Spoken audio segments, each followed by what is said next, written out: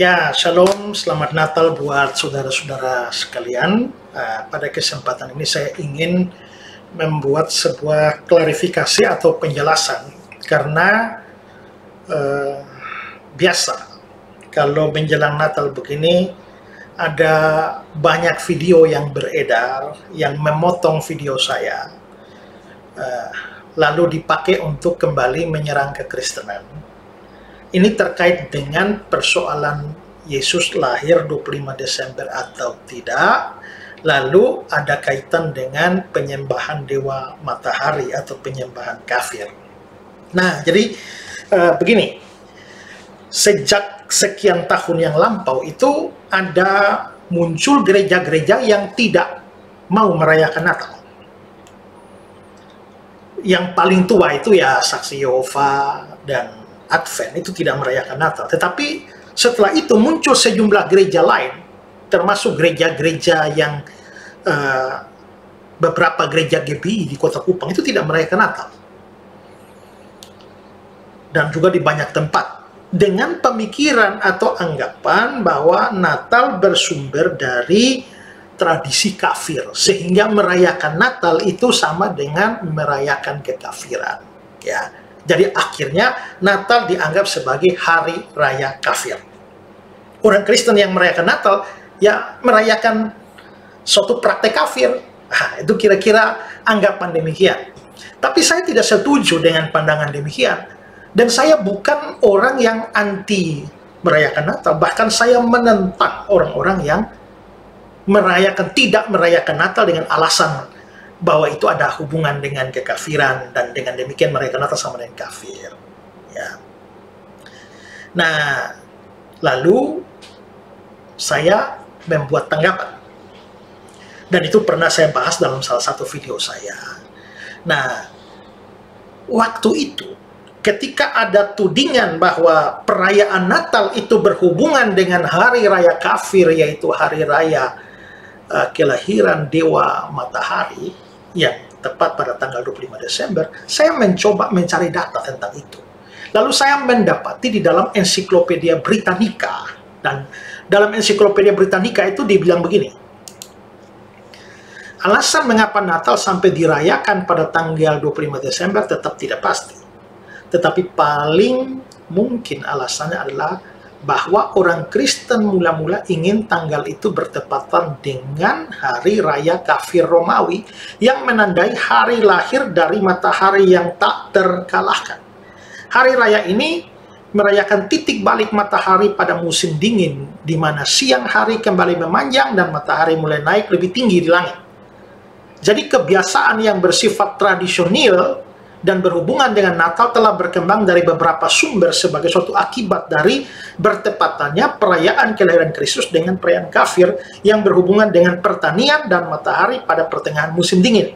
Tanggal 25 Desember juga dianggap sebagai hari kelahiran dewa misterius bangsa Iran yang bernama Mitra Sang Surya Kebenaran. Nah, saya mendapati informasi seperti itu.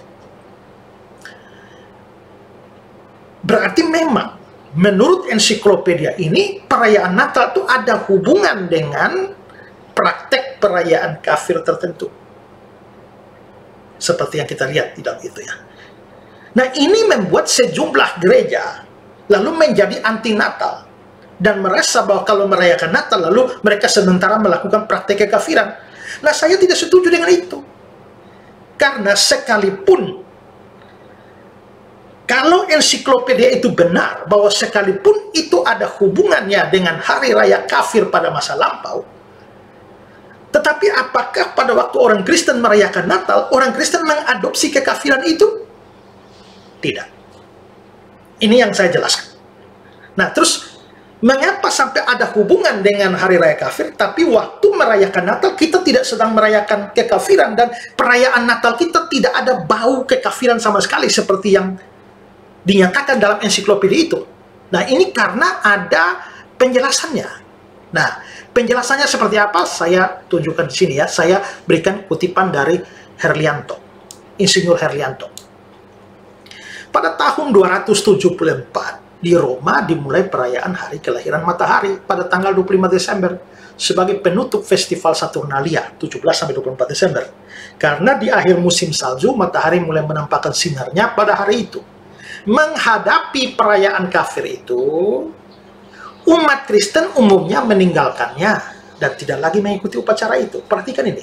Umat Kristen umumnya meninggalkan dan tidak lagi mengikuti upacara itu. Namun dengan adanya kristenisasi massal di masa Konstantin, banyak orang Kristen Roma masih merayakannya sekalipun sudah mengikuti agama Kristen. Kenyataan ini mendorong pemimpin gereja di Roma mengganti hari perayaan kelahiran matahari itu menjadi perayaan kelahiran matahari kebenaran dengan maksud mengalihkan umat Kristen dari ibadah kafir pada tanggal itu dan kemudian menggantinya menjadi perayaan Natal. Saudara perhatikan yang saya garis bawahi itu ya. Dengan maksud mengalihkan umat Kristen dari ibadah kafir pada tanggal itu dan kemudian menggantinya menjadi perayaan Natal. Pada tahun 336 perayaan Natal mulai dirayakan tanggal 25 Desember sebagai pengganti tanggal 6 Januari. Ketentuan ini diresmikan Kaisar Konstantin yang saat itu dijadikan lambang Raja Kristen. Perayaan Natal kemudian dirayakan di Antioquia 375, Konstantinopel 380, dan Alexandria 430 kemudian menyebar ke tempat-tempat lain. Nah, jadi dari penjelasan itu lihat ya bahwa kalaupun ada hubungan dengan hari raya kafir, tapi perayaan Natal itu dilakukan bukan supaya terjun ke dalam kekafiran, tapi supaya dipisahkan dari kekafiran. Saya membaca satu sumber yang lain mengatakan begini, jadi ya orang-orang itu, ya seperti tadi dikatakan Herlianto itu ada kristenisasi. Konstantin, kaisarnya saja Kristen, apalagi yang lain. Maka ada banyak orang yang sebenarnya hatinya masih kafir, tapi memeluk agama Kristen. Nah, lalu mereka beribadah di gereja, tapi pas hari raya kafir itu mereka pergi dan ikut perayaan kafir di sana. Nah, lalu kembali gereja lagi terus, sehingga akhirnya pemimpin gereja itu merasa bahwa sepertinya perlu dibuat perayaan tandingan terhadap hari raya kafir itu. Nah, perayaan tandingan itu adalah kalau di sana lakukannya 25 Desember, kita juga bikin 25 Desember supaya menjadi persaingan. Orang harus memilih dia pergi ke kafir atau di dalam gereja. Kalau di sana dirayakan hari kelahiran Dewa Matahari, maka kita punya matahari kebenaran, terang dunia, Yesus Kristus. Di sana dirayakan hari lahirnya, kita juga bikin hari raya, hari kelahirannya.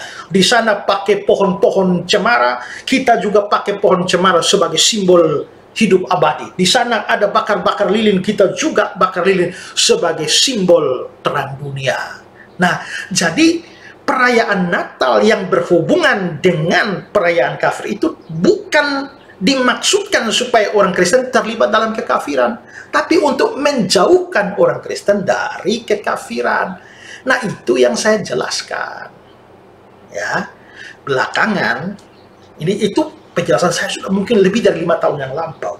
Belakangan saya melihat bahwa ada banyak penjelasan, misalnya dari Pak Bambang Nursena, yang menunjukkan bahwa dari bapak-bapak gereja, lalu dengan perhitungan-perhitungan tertentu, lalu Yesus benar lahir tanggal 25 Desember. Dan itu lebih tua dari data yang saya berikan tadi. Nah, seandainya penjelasan Pak Bambang itu benar, ya saya senang loh. Kalau begitu semakin meneguhkan bahwa perayaan Natal kita itu tidak ada hubungan dengan kekafiran. Saya berdasarkan Ensiklopedia Britannica dengan tujuan untuk menjawab tudingan bahwa hari raya Natal itu kafir. Begitu baca Ensiklopedia Britannica, oh ada hubungannya.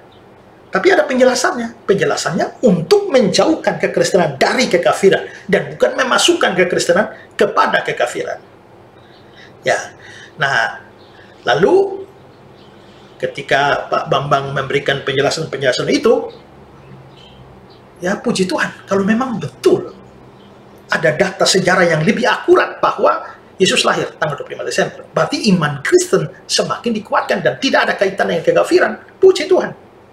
Tapi saya juga lihat tanggapan Pak Budi Asalin juga terhadap Pak Bambang Nursena, sehingga akhirnya dalam hal posisi Yesus itu apakah lahir pasti 25 Desember atau tidak. Nah, saya belum mengadakan penelitian lebih jauh. Tapi supaya tidak menjadi batu sandungan, maka khotbah saya yang lama itu, nah saya take down dulu. Tapi rupanya sebelum saya take down itu sudah ada banyak orang ya terutama dari Islam, yang mengambil potongan demi kepentingan mereka. Mereka hanya ambil penjelasan saya bahwa Natal ada hubungannya dengan kekafiran. Tapi mereka membuang penjelasan saya bahwa perayaan Natal itu dimaksudkan untuk melawan hari raya kafir itu, untuk menjauhkan orang Kristen dari hari raya kafir, sehingga perayaan Natal itu sama sekali tidak ada pengaruh unsur kekafiran, sehingga waktu kita merayakan Natal, kita merayakan suatu praktek kafir. Tidak. Nah, itu yang mereka buang. Kenapa mereka buang? Karena kalau mereka pakai, itu akan melemahkan serangan mereka bahwa Natal itu adalah praktek kafir. Jadi hanya dipotong aja sesuai dengan kepentingan mereka. Nah, ini jelas model semacam ini, dan silakannya ada banyak orang Kristen yang ya tanpa mau tahu dulu penjelasan, lihat bagian panjangnya, langsung membuli saya dan mencaci maki saya, seolah-olah saya anti Natal, seolah-olah saya anggap Natal itu kafir. Begitu juga orang Islam juga, ya, yang pakai video saya itu seolah-olah saya mendukung mereka bahwa Natal itu kafir. Nah, itu kan keterlaluan, ya. Tapi ada beberapa orang yang masih punya itikat baik dan bertanya apakah ini benar, ya. Nah, maka saya bilang oke, nanti saya kasih klarifikasi atau penjelasan. Ya, jadi seperti itu. Nah, artinya adalah saya sendiri tidak percaya bahwa Natal itu adalah satu praktek kafir. Kalau ternyata dalam ensiklopedia Britannica itu menghubungkan antara Natal dan kafir, it's okay, tapi bukan untuk membawa kekristenan menjadi kafir, tapi menarik kekristenan dari perayaan kafir. Dan kalau seandainya benar yang diberikan oleh Pak Bambang dan beberapa teman yang lain yang menunjukkan data sejarah dan penjelasan tertentu bahwa Yesus memang lahir dari 25 Desember, ya puji Tuhan kalau itu benar. Saya juga senang karena kita juga tidak perlu repot-repot menghadapi orang-orang yang selalu saja menuduh bahwa merayakan Natal itu sama dengan sebuah praktek kekafiran. Saya adalah orang yang aktif merayakan Natal dari dulu, belum pernah ada satu kali pun saya tidak merayakan Natal. Dan juga saya menulis atau membuat tulisan tertentu, bahkan di video-video juga, adalah membantah atau menjawab keberatan kaum anti Natal. Ya. Oke, ini penjelasan saya. Semoga penjelasan saya ini mencerahkan saudara. Dan dari sini kita belajar untuk berhati-hati bahwa di era seperti sekarang ini yang satu video bisa dipotong pendek lalu diarahkan sesukanya, maka itu bisa menyebabkan banyak kesalahpahaman. Oke, itu saja penjelasan saya, dan selamat hari Natal. Tuhan Yesus memberkati setiap saudara dan selamat mempersiapkan diri menyongsong tahun baru. Tuhan berkati. Amin.